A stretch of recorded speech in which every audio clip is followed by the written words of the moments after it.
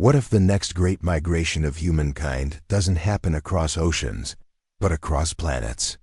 Imagine waking up in a colony on Mars, watching twin moons glide across a salmon-colored sky, and sipping coffee made from recycled water in a dome surrounded by red dust. It may sound like science fiction, but right now, serious plans are underway to make this a reality. The race to colonize Mars has begun, and the big question is, will the United States lead this next great frontier? Mars has fascinated humanity for centuries. From ancient Roman mythology to modern-day science fiction, the red planet has held a strange magnetic pull on our imaginations, but it's no longer just the subject of movies and books. NASA, private companies like SpaceX and international competitors are investing billions into technology, research, and infrastructure to send humans to Mars. The goal? Establishing a permanent human presence there. It's one of the most ambitious undertakings in the history of our species. But who will get there first, and who will build the future of civilization beyond Earth? Let's rewind a bit. The idea of colonizing Mars isn't new. Wernher von Braun, one of the founding fathers of rocket science, wrote about human missions to Mars back in the 1950s, but it wasn't until the 21st century that this dream started to look achievable. NASA has been studying Mars for decades through rovers like Spirit, Opportunity, Curiosity, and Perseverance, gathering vital data on the planet's terrain, atmosphere, and potential for life. Meanwhile, Elon Musk's SpaceX took the conversation out of government boardrooms and into the public spotlight. His plan? To build a self-sustaining city of 1 million people on Mars by the end of this century. But let's not get ahead of ourselves. Why Mars? Why not the Moon or some other celestial body? Mars is unique. It has a day length similar to Earth, known as a sol, only about 40 minutes longer. It has polar ice caps that hold water, essential for human survival. Its gravity, about 38% of Earth's, is low enough to make launches easier, but strong enough to potentially support human physiology long term. And while it has a thin atmosphere, mostly carbon dioxide, that means it can potentially support greenhouses and life support systems using current or near-future technology. Still, the challenges are enormous. Mars is roughly 140 million miles away from Earth, and missions take 6 to 9 months to arrive. That's a long, lonely, and dangerous journey. And once there, colonists will face radiation, extreme cold, and a total lack of breathable air. They'll need habitats that can protect them from solar flares and micrometeorites, as well as systems for growing food, generating power, and recycling water and waste. There's no turning back once you're there, at least not easily. NASA's Artemis program is seen by many as a stepping stone to Mars. It's focused on returning humans to the Moon and establishing a sustainable presence there. Why? Because the Moon can act as a testing ground. Technologies for life support, mobility, and communication can be trialed in a nearby, controlled environment before being deployed on Mars. NASA Administrator Bill Nelson has openly stated that lessons learned on the Moon will directly inform Mars missions, likely in the 2030s or early 2040s. In parallel, the Mars Sample Return Mission, a collaboration between NASA and the European Space Agency, is expected to bring Martian soil back to Earth for the first time, offering deeper insights into its habitability. But the U.S. isn't alone in its ambitions. China has launched its own Mars rover, Tianwen-1, which successfully deployed in 2021. The China National Space Administration, CNSA, has voiced intentions to send humans to Mars by the 2030s, and with their lunar mission success and growing technological prowess, they pose a serious competitor to the U.S. Meanwhile, Russia, India, and the UAE have also shown interest in Mars exploration, though with varying degrees of success and ambition. The geopolitical landscape of space is becoming more competitive and more complex than ever before. Then there's the wild card, private industry. SpaceX, founded in 2002, has revolutionized the economics of spaceflight with reusable rockets like the Falcon 9 and the towering Starship, which is still undergoing testing. Musk's vision isn't just to plant a flag, he wants to build a civilization. SpaceX is developing technology to transport large numbers of people and cargo to Mars. And while their timeline is aggressive, some say unrealistic, the sheer pace of their progress has shaken up traditional space agencies. NASA itself has begun partnering with SpaceX for critical missions. Recognizing the advantage of public-private collaboration, this raises a compelling debate. Should space colonization be led by governments, private companies, or some hybrid model? Governments bring regulation, stability, and scientific rigor. Companies bring innovation, agility, and sometimes a willingness to take bold risks. But colonizing another planet is more than a tech challenge, it's a societal one. It involves ethics, governance, international law, and the question of who gets to make decisions on behalf of all humanity. As we imagine the first human steps on Martian soil, the flags that will fly and the voices that will echo in the dusty air won't just represent a single nation, they'll reflect a turning point in human civilization. Yet, despite this collective leap, national pride, leadership, and influence still matter. The United States, through NASA and its growing alliances with private firms, is positioning itself not just to visit Mars, but to shape how Mars will be colonized.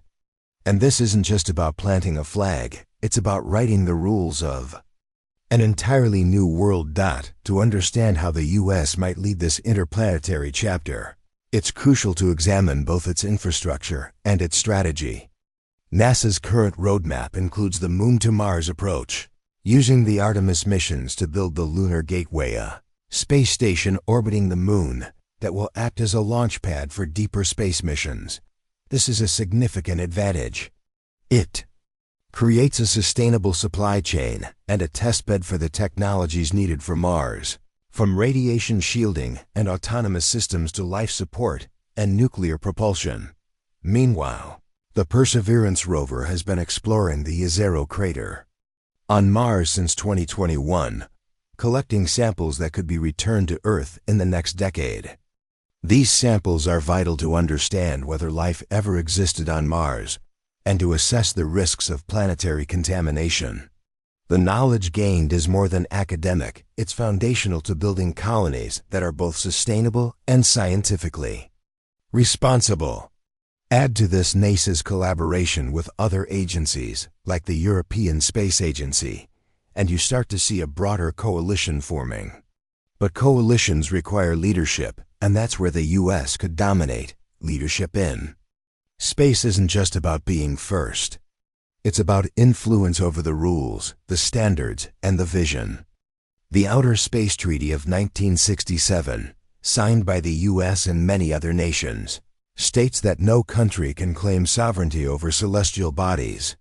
But it's vague when it comes to resource extraction and settlement rights. In 2020, the U.S. introduced the Artemis Accords, an agreement that outlines peaceful exploration and cooperation in space. Over 24 countries have signed on, including key allies like Japan, Canada, and the UK, but not China or Russia. This document, while not legally binding, sets a framework for how the U.S. sees the future of space governance: open, cooperative, but also structured around American-led partnerships. In contrast, China has taken a more independent route.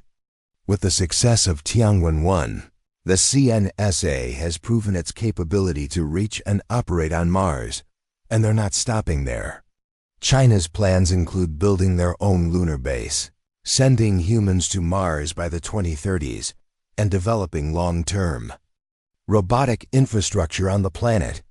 With their authoritarian system, China can execute long-term projects without the political turnover and budget battles that often slow down Western space programs.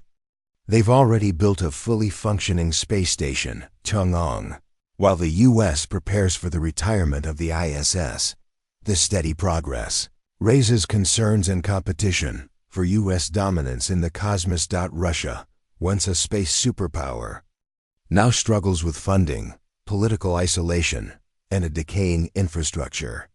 Though it continues to collaborate with countries like China, it no longer plays the same central role it did during the Cold War.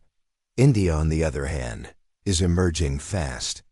With the success of its Mars orbiter mission, Mangalyaan, in 2014, and the more recent Chandrayaan-3 moon landing, India has proven itself a resourceful and efficient spacefaring nation. While its Mars ambitions are still in early stages, it could become a valuable partner or competitor in the coming decades. Back in the U.S., the partnership between NASA and SpaceX has been one of the most dynamic forces in recent space history. SpaceX's Starship vehicle, still undergoing testing, is designed to carry up to 100 people and tons of cargo to Mars. Its fully reusable system could drastically cut the cost of interplanetary travel. Elon Musk claims that with Starship Mars, colonization could begin within the next decade. While these claims are controversial, the scale and ambition of SpaceX are undeniably game-changing. And other private firms are joining in. Blue Origin, Lockheed Martin, and Boeing are all developing components for future Mars missions. This thriving ecosystem of innovation, fueled by both public and private dollars, gives the U.S. a distinct advantage over more centralized or rigid space programs. But leadership isn't just about rockets and research. It's about vision and the ability to inspire and unite. Throughout history, the U.S. has used space exploration to reflect its ideals: freedom, innovation, exploration, and democracy. The moon landing in 1969 wasn't just a technological feat, it was a message to the world. Today, the Mars mission carries the same symbolic weight. Whoever leads it won't just be pioneering a new world, they'll be shaping what kind of society lives there. Will it be democratic or centralized? Open or closed? Inclusive or exclusive? As the countdown to Mars continues, the U.S. stands at a crossroads. With the technology, talent, and infrastructure in place, it has every opportunity to lead. But leadership will depend not just on speed or money, it will hinge on collaboration, foresight, and a bold, shared vision for what humanity's next. Home should be . As we look toward the horizon of Martian colonization, one thing becomes clear. Reaching Mars is not just a technological endeavor, it's a cultural and ethical revolution. Establishing the first human settlements on another planet will force us to confront questions we've never had to answer before. Who governs a Mars colony? What laws apply there? How do we avoid repeating the same mistakes we made on Earth? Will a Martian society reflect American ideals or something entirely new? And most importantly, what kind of future do we want to build on another world? If the United States leads the Mars frontier, it's likely that its democratic values, economic systems, and governance philosophies will help shape how that colony operates. But this brings real challenges. For instance, how does democracy work when people are millions of miles from Earth, with a delay in communication that can take over 20 minutes each way? Will Martian settlers need to be self-governing? Should Earth governments even be allowed to exert control over people living on another planet? This is where the conversation shifts from rockets to rights, from engineering to ethics. Space ethicists and political theorists have begun exploring these questions. Some propose new systems of government, adapted specifically for Mars, such as technocratic councils or mission-based democracies. Others believe Mars should be a blank slate, a chance to design better societies from scratch. Kim Stanley Robinson, in his famous Mars trilogy novels, envisions Mars as a social experiment in environmentalism, cooperation, and radical political innovation. While fictional, these ideas resonate with the very real challenges that await us. Economically, the debate is just as complex. Will Mars be colonized for profit or for science? Elon Musk has famously said that a ticket to Mars should cost less than a house, suggesting a commercialized, widely accessible future. But critics argue this model could lead to exploitation, inequality, and a new form of colonialism, especially if corporate interests begin to dominate governance. Should resources on Mars like water, minerals, or even land be owned by companies, governments, or the public? The Artemis Accords and other emerging agreements sidestep this question, leaving it open for future Mars settlers to decide. Then there's the issue of planetary protection. NASA has long followed a principle called Cost per Committee on Space Research Guidelines, which aim to prevent contamination of other worlds.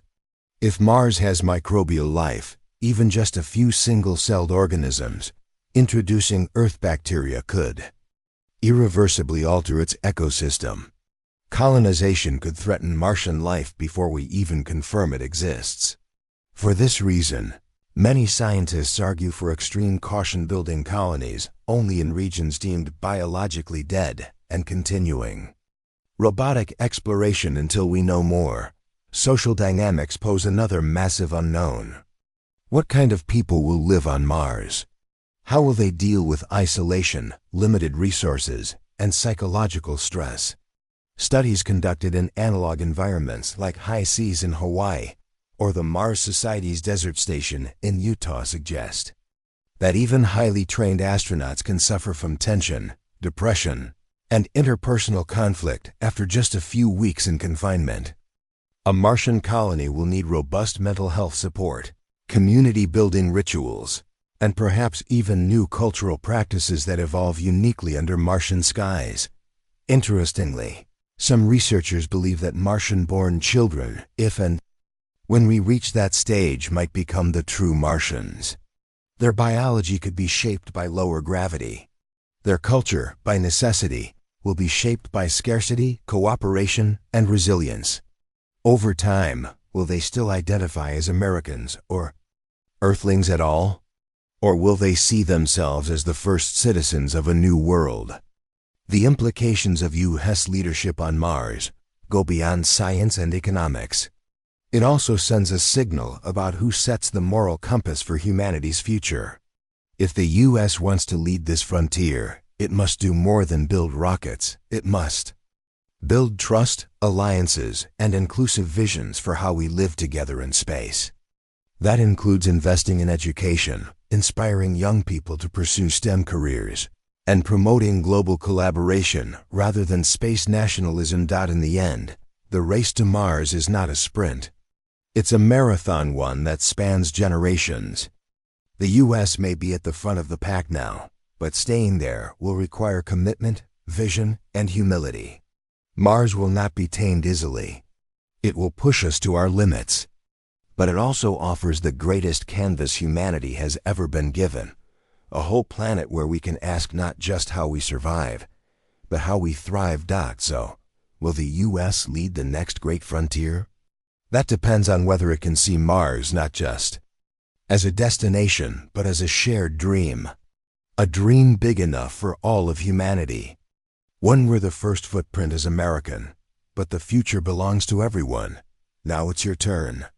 What kind of society would you build on Mars? Would it reflect Earth's systems or something completely new? Let us know in the comments, and don't forget to like, subscribe, and hit the bell icon for more journeys beyond the horizon. Because the future isn't just out there, it's being built right now.